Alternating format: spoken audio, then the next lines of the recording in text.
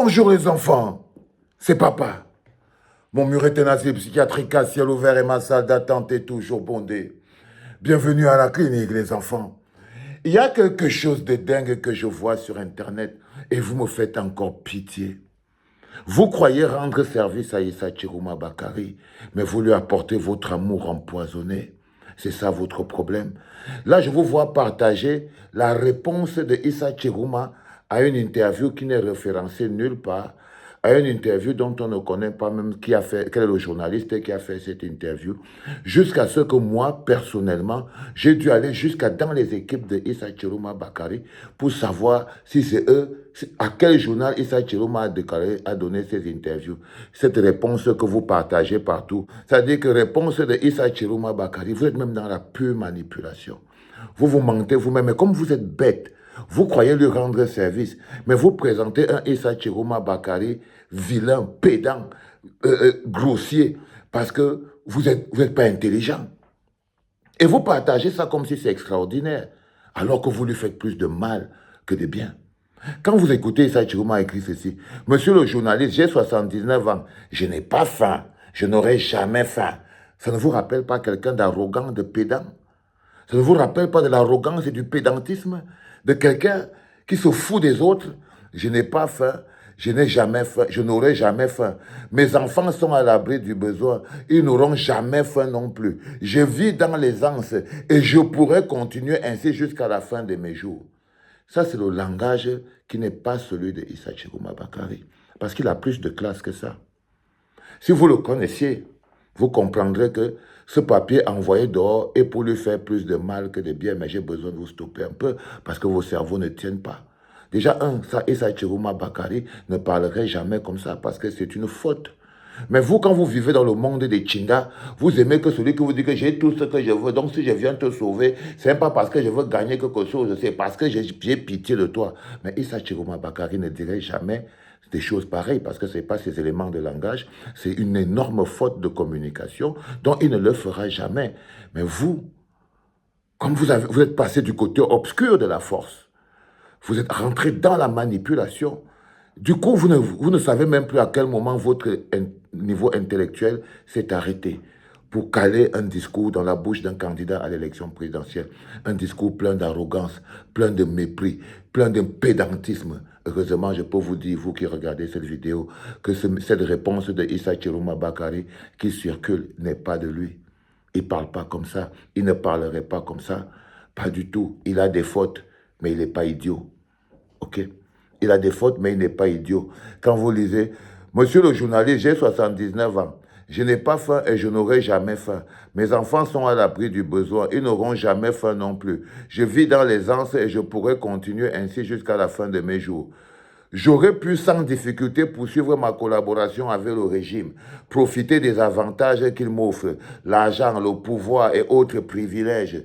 Beaucoup ont fait le choix de continuer avec ce régime, des plus jeunes que moi, des plus âgés aussi. Nous sommes d'accord sur ce point. Issa Chiruma, il ne parle pas comme ça.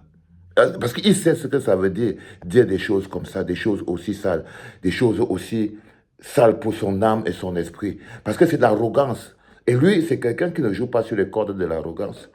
Issa Chiruma Bakari ne joue pas sur les cordes de l'arrogance. Il est plus dans la mobilisation, il n'est pas dans le mépris. Il n'est pas dans le mépris de la souffrance de l'autre qui viendrait aider à l'aider à vivre. Je vous aide pour que vous compreniez à quel niveau vous êtes dans les chaussettes et que vous ne comprenez plus là où vous allez. Non, Issa Chiruma Bakari ne fonctionne pas comme ça. Il ne dirait jamais, j'aurais pu sans difficulté poursuivre ma collaboration avec le régime et profiter des avantages qu'il m'offre, l'argent, le pouvoir et les autres privilèges. Beaucoup ont fait le choix, donc directement, il incrimine les autres. Depuis quand vous voyez ça, Chiruma Bakari en train d'accuser les gens? Non, il ne le ferait pas. Il ne le ferait pas. Il ne ferait pas le choix de venir accuser les gens et tout. J'aurais pu sans difficulté poursuivre ma collaboration avec le régime, profiter des avantages qu'il m'offre, l'argent, le pouvoir et autres privilèges. Beaucoup ont fait le choix de continuer avec ce régime. Les plus jeunes que moi, les plus âgés aussi. Sommes-nous d'accord sur ce point? Je ne sais pas, là, c'est Issa Chiruma Bakari qui est censé. Et il continue. J'avais donc le choix de rester dans le gouvernement ou le quitter tout en conservant une vie confortable. Toujours dans le pédantisme. l'indépendantisme. Donc ne me dérangez pas, je pouvais donc rester dans le gouvernement et avoir une vie confortable. Donc c'est pas parce que je suis venu mettre mes pieds dans le blou-blou avec vous. Ce n'est pas le mindset d'Issa Chiroma Bakary. Ce n'est pas son mindset. C'est pas son mindset. J'avais donc le choix de rester dans le gouvernement ou de le quitter tout en conservant une vie confortable. J'aurais pu aussi me retirer de la vie politique, vivre paisiblement dans mon coin. Dans ce cas, le régime ne m'en aurait pas tenu rigueur. Vous voyez très bien qu'il se lance déjà dans des choses que même Issa Chiroma Bakary ne peut pas dire à quel moment le régime peut lui tenir rigueur ou pas du tout.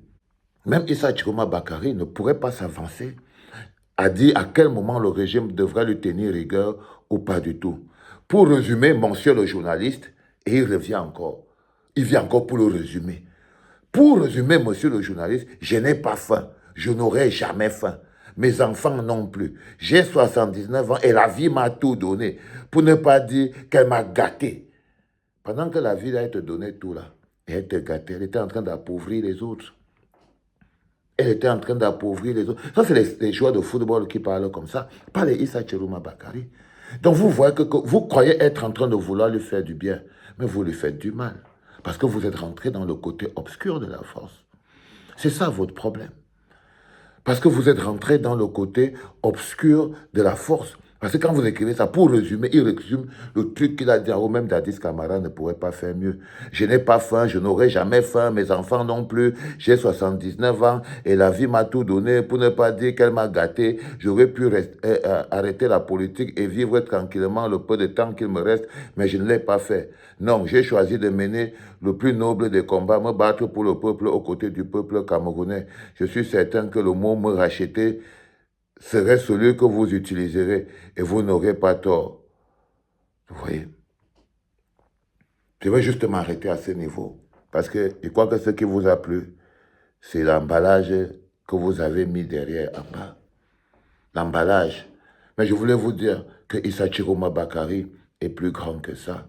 Jamais il n'accepterait. Et j'ai demandé. J'ai demandé. Et ils m'ont dit que jamais, ils n'ont jamais écrit ça. Qui n'ont jamais écrit ça. Et je savais, c'est pour ça que j'avais demandé. Et je savais, mais comme vous êtes comme vous êtes, vous avez atteint le niveau du désespoir. Vous avez atteint le niveau du désespoir au point où vous ne voyez même pas ce qu'on appelle un piège. Vous ne voyez pas que ce sont les ennemis de Issa Chiroma Bakary qui ont écrit ça. Et si ce ne sont pas ces ennemis qui ont écrit ça, la personne qui a écrit ça pensait peut-être lui faire du bien, elle lui fait plutôt du mal. C'est-à-dire qu'emballer des paroles pédantes dans une interview mensongère pour créer un environnement. Alors vous êtes dans votre délire, je ne sais pas dans lequel vous êtes, c'est comme ça que comme je dis, vous êtes passé du côté obscur de la force, vous captez plus beaucoup, je prie juste le ciel qu'à un moment il se passe quelque chose et que vous revenez un peu chacun du éclos. C'est tout ce que j'avais à vous dire les enfants. C'était papa.